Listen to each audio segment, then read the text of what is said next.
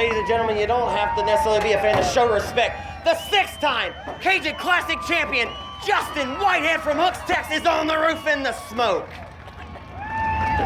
36J is up in smoke for $5 grand tonight. How about it, Justin? Seems like,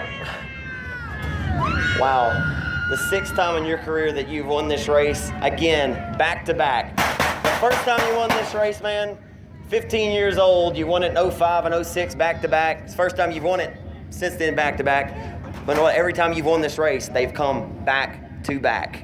How about this race car tonight? A few cautions there at the end. Were you ever worried about Ingalls? Were you worried about Craig Oaks there in the late going? Honestly, I had to worry about myself. Them ruts were wearing my ass out, and I couldn't.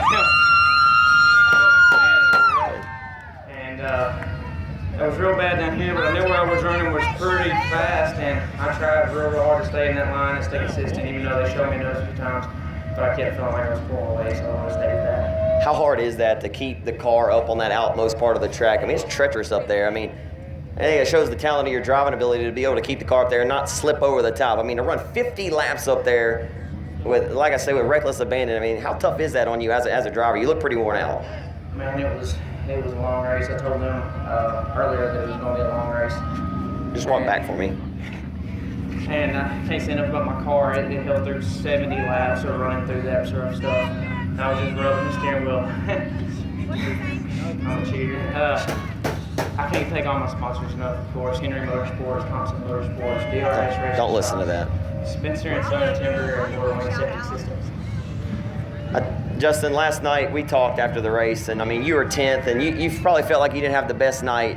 But for you to come up here victorious and be standing here at BFCU.org Victory Lane, I know you know it was capable. I know you know that you could get the job done. But after last night, did you really think that you'd be standing here today? Honestly, no. We didn't know what the track was going to be like, and it went in my favor. But like I said, it was awesome. Can't thank all my help enough. They busted butt all night long. Pretty good weekend. You won $800 last night. You were the hard charger in the Race of Champions, and you win your 6th Cajun Classic title. It might take another driver 10 more years to just match your win total in this event. I mean, how much does it mean to you to really put your stamp? These got all 147 competitors that came in this weekend. They knew they were going to have to beat the 36J car. Regardless of how your night went last night, you were still 10th. They know they have to beat Justin.